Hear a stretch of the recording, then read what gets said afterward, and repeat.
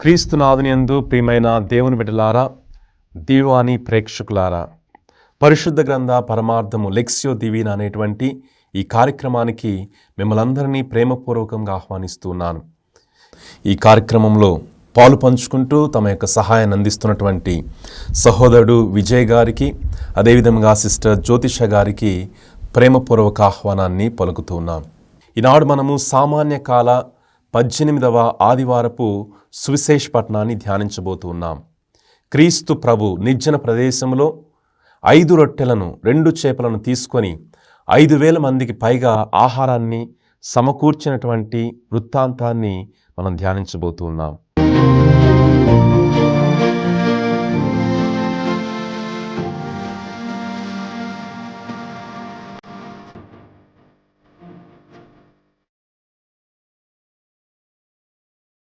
మొట్టమొదటిగా మనము దేవుని యొక్క వాక్యాన్ని పఠించుదాం. మత్తయి సువార్త 14వ అధ్యాయము 13వ వచనం నుండి 21వ వచనం వరకు. యేసు ఈ వార్త విని అచ్చట నుండి పడవనెక్కి నిర్జన ప్రదేశమునకు ఒంటరిగా ప్రయాణమాయెను. ప్రజలు ఈ వార్త విని తమ పట్టణముల నుండి బయలుదేరి సరస్సు తీరమున ఆయనను కాలినడకన వెంబడించిరి. యేసు ఒడ్డు చేరి గొప్ప జన సమూహమును చూచి జాలిపడి వారిలోని వ్యాధిగ్రస్తులను స్వస్థపరచెను. సాయం సమయమున శిష్యులు ఆయన సముఖమునకు వచ్చి, ఇది నిర్జన ప్రదేశము, వేళ అతిక్రమించినది, ఇక వారిని పంపివేయుడు, పల్లె పట్టులకు వెళ్ళి వారికి కావలసిన భోజన పదార్థములను చూచుకొందురు అని మనవి చేసిరి. అప్పుడు యేసు, వీరిని పంపివేయవలసిన అవసరము లేదు, మీరే వీరికి భోజన సదుపాయములను చేయుడు అని శిష్యులతో అనెను. మా వద్ద 5 రొట్టెలు 2 చేపలు తప్ప మరేమీ లేదు అని వారు ప్రత్యుత్తరమిచ్చిరి. వానిని ఇచ్చటకు తీసుకుని రండు అని చెప్పి యేసు ఆ జనసమూహములను పచ్చిక బయళ్ళ మీద కూర్చుండుడని ఆజ్ఞాపించెను. ఆ 5 రొట్టెలను 2 చేపలను తీసుకొని ఆకాశము వైపు చూచి వానిని ఆశీర్వదించి త్రుంచి శిష్యులకు ఇచ్చెను. వారు వానిని ప్రజలకు పంచిపెట్టిరి. వారందరూ భుజించి సంతృప్తి చెందిన మీదట మిగిలిన ముక్కలను 12 గంపల నిండా ఎత్తిరి. స్త్రీలు పిల్లలు కాక దాదాపు 5,000 మంది పురుషులు భుజించి సంతృప్తి చెందిరి. రెండవ భాగము మనం పఠించినటువంటి వాక్యాన్ని ధ్యానించుదాం. ప్రియమైన దేవుని బిడ్డలారా, మత్తయి సువార్త 14వ అధ్యాయం 13వ వచనము, యేసు ఈ వార్త విని, యేసు ప్రభు ఈ వార్త విన్నారు. ఈ వార్త అంటే ఏమిటి? మనము అంతకుముందు జరిగినటువంటి సంఘటన ధ్యానించినట్లయితే, పరిశీలించినట్లయితే, హేరోదు రాజు తన సోదరుడు ఫిలిప్పు భార్యను ఉంచుకున్నాడు. ఇది దేవుని యొక్క ఆజ్ఞను మీరటము. అయితే ఈ విషయాన్ని బప్తిస్మ యోహాను తెలియచేశాడు హేరోదు రాజుకి. నువ్వు చేస్తుంది తప్పుడు పని, నీవు అన్యాయముగా నీ సోదరుడు ఫిలిప్పు భార్యను నీ ఉంచుకున్నావు అని బప్తిస్మ యోహాను హేరోదును ఖండించాడు. ఈ హెరోదియా ఆ మాటలు విని అవకాశం కోసం ఎదురు చూస్తూ ఉంది. అయితే ఒకానొక సందర్భంలో హేరోదు తన యొక్క పుట్టినరోజు పండుగ సందర్భంలో హెరోదియా కుమార్తె నాట్యం చేస్తుంది. ఆ నాట్యమును మెచ్చుకొని హేరోదు రాజు అంటాడు, నువ్వేం కావాలో కోరుకో, నీకు ఇస్తానంటాడు. అప్పుడు హెరోదియా కుమార్తె తల్లి దగ్గరికి వెళ్ళి, అమ్మ ఏం కోరుకోవాలి చెప్పన్నప్పుడు అవకాశం కోసం ఎదురు చూస్తున్నటువంటి హెరోదియా బప్తిస్మ యోహాను మీద పగ తీర్చుకోవాలని ఎదురు చూస్తున్నటువంటి హెరోదియా తన కుమార్తెతో చెప్తుంది, నీవు వెళ్ళి బప్తిస్మ యోహాను యొక్క తలను కోరుకో అని చెప్తుంది. అప్పుడు ఈ హెరోదియా కుమార్తె రాజు వద్దకు వచ్చి, నాకు బప్తిస్మ యోహాను తలకాయ కావాలి అని కోరుకుంటుంది. ఆయన ఆజ్ఞ ప్రకారమే బప్తిస్మ యోహాను చంపుతారు. ఆయన యొక్క తలను నరికి ఆ బిడ్డకిస్తారు. ఆ బిడ్డ తీసుకెళ్ళి హెరోదియాకి ఇస్తుంది. ఈ విషయాన్ని క్రీస్తు ప్రభు విన్నారు. విని క్రీస్తు ప్రభువు ఒక పడవనెక్కి గలిలయ సరస్సు ఆవలి తీరమునకు పోతూ ఉన్నారు. గమనించినట్లయితే ప్రియమైన దేవుని బిడ్డలారా, క్రీస్తు ప్రభు నాటి కాలములో ఈ పాలస్తీనా దేశమును, ఇజ్రాయెలు రాజ్యమును హేరోదుకు 3 కుమారులు ఉన్నారు. హేరోదుకు 3 కుమారులు. హేరోద్ యాంటిపాస్ అనేటువంటి వారు, అదేవిధంగా ఫిలిప్పు, అదేవిధంగా అర్కేలుస్, ఈ 3 కుమారులు ఈ ఇజ్రాయెల్ రాజ్యాన్ని 3 భాగాలుగా చేసుకొని పరిపాలిస్తూ ఉన్నారు. ఈ గలిలయ ప్రాంతమంతా కూడా హేరోదు ఆధీనంలో ఉంది. ఈ గలిలయ సరస్సు దాటితే పెరేయా అనేటువంటి ప్రాంతం ఉంది. ఆ ప్రాంతము ఫిలిప్పు ఆధీనంలో ఉంది. ఈ ఫిలిప్పు భార్యనే హేరోదు ఉంచుకుంటున్నాడు.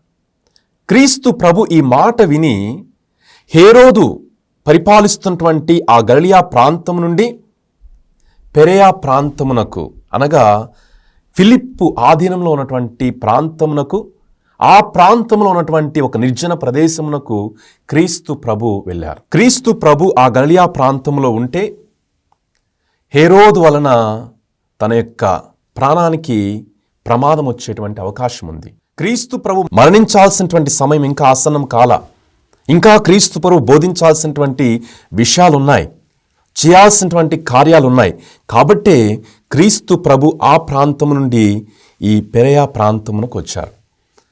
కేవలం ఇదే సందర్భంలో కాదు, పలు సందర్భాల్లో క్రీస్తు ప్రభు తనకు ప్రాణహాని ఉంది అని తెలిసినప్పుడు ఆ ప్రాంతాల నుంచి వేరే ప్రాంతాలకు ప్రభు వెళ్ళారు.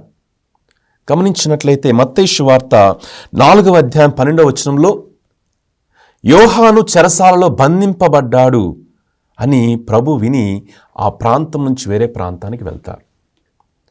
అదేవిధంగా మత్తయి సువార్త 12వ అధ్యాయంలో క్రీస్తు ప్రభువు సాబత్ దినమున, విశ్రాంతి దినమున ఊచ చేయగల ఒక వ్యక్తికి స్వస్థతను దయచేస్తాడు.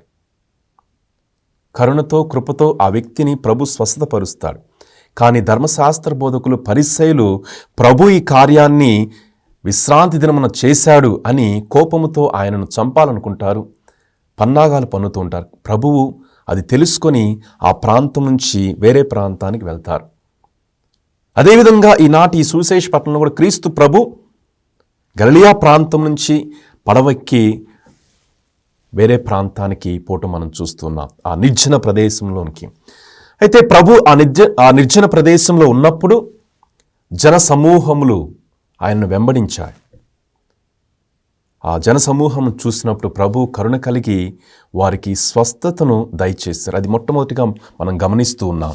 ఈనాడు మనం చదివినటువంటి సువిశేష పట్టణంలో మొదటి భాగంలో మనం చూస్తూ ఉన్నాం. క్రీస్తు ప్రభు నిర్జన ప్రదేశానికి వెళ్ళారు. జన సమూహములు వారిని అనుసరించారు. ఆ జన సమూహములలో వ్యాధితో, బాధలతో ఉన్నటువంటి వారికి ప్రభు స్వస్థతను దయచేశారు. ఇది మొట్టమొదటిగా ప్రభు చేశారు ఆ నిర్జన ప్రదేశంలో. ప్రభు అక్కడే ఉన్నారు, జన సమూహములు అక్కడే ఉన్నాయి. ఇప్పుడు శిష్యులు వచ్చి అంటూ ఉన్నారు, ప్రభువా ఇది నిర్జన ప్రదేశము, ఎవరూ లేనటువంటి ప్రాంతము, ఏ సదుపాయాలు లేనటువంటి ప్రాంతము, వీళ్ళను పంపించేయండి, వీరు కావలసినటువంటి ఆహార పదార్థాలను సమకూర్చుకుంటారు. వీరికి ఆహారం లేదు, వీరు ఎప్పటి నుంచి ఇక్కడే ఉన్నారు, వీరిని పంపించండి, వీరు వెళ్ళి పట్టణ ప్రాంతాలకు వెళ్ళి ఆహారాన్ని సమకూర్చుకుంటారు అని శిష్యులు క్రీస్తు ప్రభు వద్దకు వచ్చి చెప్తారు. దానికి క్రీస్తు ప్రభు అంటారు, పంపొద్దు వాళ్ళను, మీరే వాళ్ళకు ఆహారాన్ని సమకూర్చండి. ఇది కొంచెము హాస్యాస్పదంగా ఉండొచ్చు, శిష్యులకు కావచ్చు, లేకపోతే క్రీస్తు ప్రభు కూడా ఒక హాస్యాస్పద రీతిలో చెప్పి ఉండొచ్చు. దానికి వాళ్ళు అంటారు, ప్రభువా ఇక్కడ 5 రొట్టెలు 2 చేపలు మాత్రమే వీరి దగ్గర ఉన్నాయి అనేటువంటి విషయాన్ని క్రీస్తు ప్రభునకు తెలియచేశారు. మనము పాత నిబంధన గ్రంథంలో చూసినట్లయితే ఒక సంఘటన ఉంది. ఎలీషా ప్రవక్త దగ్గరకు ఒక వ్యక్తి వచ్చి 20 రొట్టెలను కానుకగా సమర్పిస్తారు. ఆ 20 రొట్టెలను కానుకగా సమర్పించినటువంటి సమయంలో ఎలీషా ప్రవక్త దగ్గర సుమారుగా 100 మంది ప్రవక్తలు ఉంటారు. ఎలీషా ప్రవక్త సేవకుని పిలిచి ఆ 20 రొట్టెలను పంచమని చెప్తాడు. దానికి సేవకుడు అంటాడు, ఈ 20 రొట్టెలు ఈ 100 మందికి ఎలా సరిపోతాయి అని సేవకుడు ఎలీషా ప్రవక్తను అడుగుతాడు. అదే ధోరణి మనము ఈనాటి సువిశేష పట్టణంలో కూడా చూస్తూ ఉన్నాం. దానికి ఎలీషా ప్రవక్త చెప్తాడు, ప్రభుని వాక్యం ఇట్లా సెలవిస్తుంది, నీవు పంచగా కొన్ని రొట్టెలు మిగులుతాయి అని ఎలీషా ప్రవక్త తన సేవకుడితో చెప్తాడు. అలానే అక్కడ అద్భుతం జరుగుతూ ఉంది. ఈనాటు మనం చదివినటువంటి ఈ సువిశేష పట్టణంలో క్రీస్తు ప్రభువు ఆ 5 రొట్టెలను 2 చేపలను తీసుకొని ఆశీర్వదించి పంచమనిస్తారు. వారు పంచిన తర్వాత ప్రియమైన దేవుని బిడ్డలారా ఎన్నో రొట్టె ముక్కలు మిగులుతాయి. శిష్యులు ఆ మిగిలినటువంటి ముక్కలను 12 గంపల నిండా వాటిని స్వీకరిస్తారు. ఈ విధంగా క్రీస్తు ప్రభువు ఆ నిర్జన ప్రదేశంలో 5 రొట్టెలను 2 చేపలను తీసుకొని 5,000 మందికి పైగా ఆహారాన్ని ఇచ్చాడు. పాత నిబంధన గ్రంథంలో మనకు ఇంకొక సంఘటన కూడా గుర్తొస్తుంది.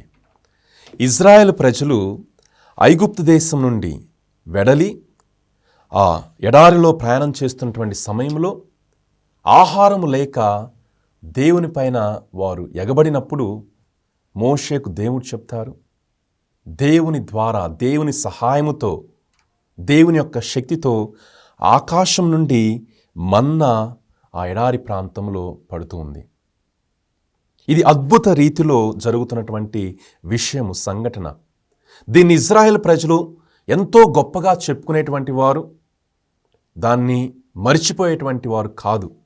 ఎంతో గొప్ప సంఘటన, అద్భుత రీతిలో క్రీస్తు ప్రభు ఈ నిర్జన ప్రదేశములో ఎడారి ప్రాంతంలో ఆనాడు యావే దేవుడు ఏ విధంగా అయితే అద్భుతాన్ని చేశాడో అదే అద్భుతాన్ని, అదే అద్భుత రీతిలో ఇక్కడ ప్రభు అద్భుతాన్ని చేస్తున్నాడు. ప్రియమైన దేవుని బిడ్డలారా, రెండవదిగా ప్రియమైన దేవుని బిడ్డలారా, 5 రొట్టెలు 2 చేపలు, రొట్టెలు చేపలు ఇవి మన యొక్క సంస్కృతికి మనం తినేటువంటి ఈ ఆహారపు అలవాట్లు కొంచెము క్రొత్తదిగా అనిపించవచ్చు.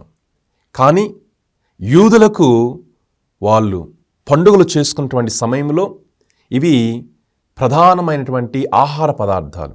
యూదుల పండుగ సమయంలో ఒకవైపు రొట్టెలను మరొక వైపు చేపలను వాళ్ళు పెట్టుకొని భుజిస్తూ ఉంటారు. మనం చూసినట్లయితే చేపల గురించి, రొట్టెల గురించి పాత నిబంధన గ్రంథంలో అనేక సందర్భాల్లో మనము చదువుతూ ఉంటాం.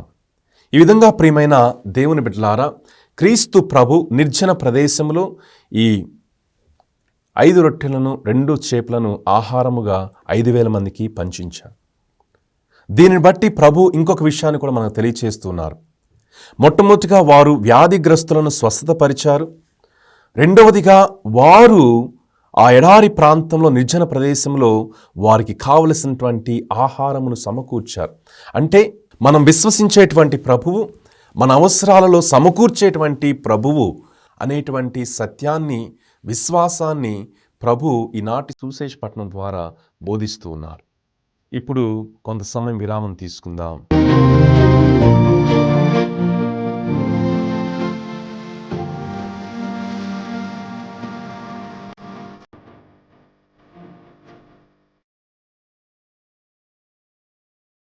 విరామం తర్వాత మన యొక్క కార్యక్రమాన్ని కొనసాగించుదాం.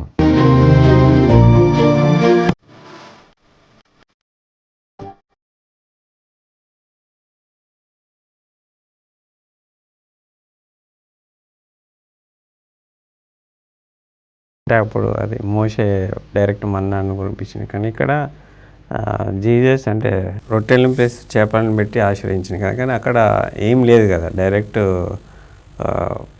మన్నాను కురిపించింది కదా. సేమ్ కాదు కదా. అంటే అద్భుతం అంటే అక్కడ ఏమి లేకుండానే దేవుడు అద్భుత కార్యం చేసింది కదా, కానీ ఇక్కడ మరి రొట్టెలను చేపలను పట్టుకొని ఆశీర్వదించింది కదా. సో ఇది మంచి ప్రశ్న. గమనించినట్లయితే క్రీస్తు ప్రభువు తన పరిచర్య చేస్తున్నటువంటి సమయంలో మానవుని యొక్క సహాయాన్ని పొందుకున్నారు. సాక్షాత్తు పరలోకం నుండి ఈ భూలోకానికి వచ్చినటువంటి ప్రభువు కొన్ని సందర్భాలలో మానవుని యొక్క సహాయం మీద ఆధారపడ్డారు. అనేక సందర్భాలు ఉన్నాయి. ఒక సందర్భాన్ని మనం చూసినట్లయితే క్రీస్తు ప్రభు గ్రామాల్లో పరిచర్య చేస్తూ ఉన్నప్పుడు కొంతమంది స్త్రీలు క్రీస్తు ప్రభునకు మరియు శిష్యులకు ఉన్నటువంటి అవసరాలను వాళ్ళు తీర్చారు. ఆహార విషయంలో కావచ్చు, మిగతా విషయాల్లో కావచ్చు, వారి యొక్క పరిచర్యకు దోహదపడ్డారు. ఈ విధంగా క్రీస్తు ప్రభు ఇక్కడ ఆ యొక్క సహాయాన్ని, స్వల్ప సహాయాన్ని తీసుకొని అద్భుత రీతిలో యొక్క ఆహారాన్ని తయారు చేశారు అనేటువంటి విషయాన్ని మనం గ్రహించాలి. మనకు పాత నిబంధన గ్రంథంలో ఇంకొక సంఘటన కూడా ఉంది. ఏలియా ప్రవక్త సరేఫతు గ్రామంలో ఉన్నటువంటి విధవరాలు.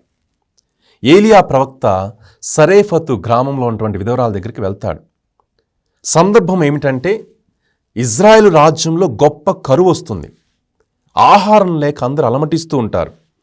ఈ విధవరాలు ఒకే ఒక కొడుకు, కొంచెం పిండి మాత్రమే ఉంటుంది, కొంచెం నూనె మాత్రమే ఉంటుంది. అది వారికి చివరి ఆహారము తయారు చేసుకోవడానికి సరిపోయేంత. అయితే ఈమె కట్టెలు వేరుకోవడానికి వెళ్ళినప్పుడు ఏలియా ప్రవక్త అంటాడు, అమ్మా నాకు ఒక రొట్టెను తయారు చేసుకొని ఇవ్వు అంటాడు.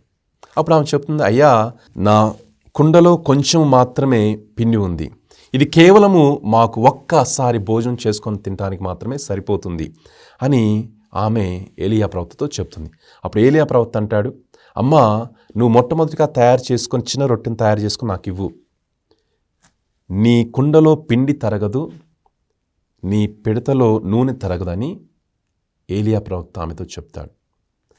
ఆ ఏలియా ప్రవక్త చెప్పినట్లే ఆమె ఎటువంటి లోటు లేకుండా ఆ కరువు కాలం అంతా కూడా ఆమె ఏలియా ప్రవక్త ద్వారా ప్రభువు చేసినటువంటి ఆ యొక్క అద్భుతము ద్వారా ఆమె లబ్ధిని పొందుతుంది. అదే రీతిలో మనము కూడా ఈనాటి సువిశేష పట్టణంలో ప్రభువు చేసినటువంటి అద్భుతాన్ని చూడవచ్చు. కానీ అక్కడ మోషే టైంలో ఫాదర్ ఇప్పుడు వాళ్ళు ప్రతిసారి ఆహారం కోసం అడిగేవారు. కానీ ఇక్కడ చూస్తుందంటే దేవుడే వాళ్ళని కనికరించి చాలా రోజులకి వెళ్ళి ఉన్నారు కాబట్టి ఆయననే కనికరించి. అవును, కొన్ని సందర్భాల్లో బైబిల్లో కూడా ప్రభువు అవతల వాళ్ళ యొక్క విశ్వాసాన్ని చూడకుండానే అద్భుతాలు చేశారు. కొన్ని సందర్భాల్లో వాళ్ళ యొక్క విశ్వాసాన్ని చూసి అద్భుతాలు చేశారు. కొన్ని సందర్భాలలో వారి యొక్క విశ్వాసాన్ని చూడకుండానే ప్రభు అద్భుతాలు చేశారు. ఉదాహరణకి నయీను గ్రామంలో ఉన్నటువంటి విధవరాలు తన ఏకైక కుమారుడు మరణిస్తాడు. ఆ మరణించినటువంటి కుమారుని తీసుకొని పోతున్నటువంటి సమయంలో క్రీస్తు ప్రభు జాలి చెందుతాడు. ఆమె వచ్చి అడగదు, ప్రభు నా కుమారుని జీవంతో లేపని అడగదు. క్రీస్తు ప్రభే జాలిపడి ఆ బిడ్డను జీవంతో లేపుతాడు. ఇంకా వేరే సందర్భాలు కూడా ఉన్నాయి. యోహాను సువార్త 5వ అధ్యాయంలో ఒక వ్యక్తి 38 సంవత్సరాల అనారోగ్యంతో బాధపడతాడు. ఆ వ్యక్తి యొక్క విశ్వాసాన్ని ప్రభు అడగడు. ఆ వ్యక్తి మీద జాలిపడి ఆయనే ఆ వ్యక్తిని స్వస్థతపరుస్తాడు. ఈ విధంగా క్రీస్తు ప్రభు కొన్ని సందర్భాలలో కరుణ ద్వారా, జాలి ద్వారా అద్భుతాలు చేశారు. అవతల వ్యక్తుల యొక్క విశ్వాసాన్ని చూడాల ప్రభు. కొన్ని సందర్భాలలో వారి యొక్క విశ్వాసాన్ని మెచ్చుకున్నారు, వారి యొక్క విశ్వాసాన్ని చూసి అద్భుతాలు చేశారు. ఈ సందర్భంలో క్రీస్తు ప్రభువు మొదటి సందర్భంలో కావచ్చు, అక్కడ స్వస్థతపరిచినటువంటి ఆ సందర్భంలో కావచ్చు, ఆహారాన్ని పంచినటువంటి సందర్భంలో కావచ్చు, ప్రభువే జాలిపడి ఈ 2 కార్యాలు చేశారు అనే విషయాన్ని సువార్త పట్టణంలో మనం చూస్తూ ఉన్నాం. ఇప్పుడు 3వ భాగము ప్రార్థన. పరిశుద్ధ ప్రేమగల తండ్రి, దయాళాశ మీకు వందన స్తోత్రం చెల్లిస్తున్నాను తండ్రి. మరి విన్న వాక్యాన్ని బట్టి మీకు వందన స్తోత్రం తండ్రి. మరి ప్రభా మీరు జాలిగల దేవుడు అవుతండి, మరి స్వస్థపరిచే దేవుడు అవుతండి. మరి ఈ దినంన మీ యొక్క వాక్యాన్ని ప్రభా మరి విని తండ్రి ఇతరులకు మరి చెప్పే విధంగా, వాటిని స్వీకరించే విధంగా ప్రభా ఎట్లయితే మరి ప్రభా మీరు జాలిపడ్డారో మేము కూడా ఇతరులపైన మరి జాలిపడి ఇతరులకు సహాయం చేసే విధంగా మరి నడిపింపు దయచేయమని అడుగుచున్నారు. మరి అయితే అనేక మంది ప్రభా మరి ఇవ్వడానికి ముందుకు రారు తండ్రి. మరి ఈ యొక్క మరి పట్టణంలో చూసినట్టయితే మరి వారి దగ్గర ఉన్నది ప్రభా మరి రొట్టెలను చేపలను ఇచ్చి ఉన్నారు తండ్రి. దాని ద్వారా అనేక మంది తిని తృప్తి పొంది ఆశీర్వదించబడ్డారు ప్రభా. అదే రీతిగా మేము ఇవ్వడం ద్వారా తండ్రి మేము కూడా ఆశీర్వాదాన్ని పొందుకునే విధంగా ప్రభా మా ఇది చూస్తున్న బిడ్డలను వింటున్న బిడ్డలను మీరు కూడా ఆశ్రయించి ఇచ్చే బిడ్డలుగా ప్రభా నిలబెట్టుకోమని మరి తండ్రి కుమార పరిశుద్ధ నామంలో ప్రార్థిస్తున్నాం తండ్రి. ఆమేన్. 4వ భాగము మనం వినినటువంటి వాక్యాన్ని మన జీవితానికి అన్వయించుకొని అనుసరించటము. యేసుక్రీస్తు ఏ విధంగా అయితే ఇతరులను చూసి జనసమూహాన్ని చూసి వారిలో ఉన్న వ్యాధి బాధలను స్వస్థతపరిచారు, వారి యొక్క అవసరాన్ని గ్రహించారు. అదేవిధంగా మా జీవితాల్లో కూడా ఇతరుల బాధలను కష్టాలను ఎరిగి గుర్తించి వారికి కూడా వారు అడగకముందే వారి దగ్గరికి వెళ్ళి సహాయం చేయాలని విషయాన్ని గ్రహించాం. కొన్ని సందర్భాలలో మన కుటుంబ విషయాల్లో కావచ్చు, మన సంఘ విషయాల్లో కావచ్చు, మనకు తెలుస్తుంది కొంతమంది అత్యవసర పరిస్థితిలో ఉన్నారు. ఆరోగ్య విషయంలో కావచ్చు, ఆర్థిక విషయంలో కావచ్చు, చాలా కష్టాలు బాధలు పడుతున్నారు అని మనకు తెలుసు.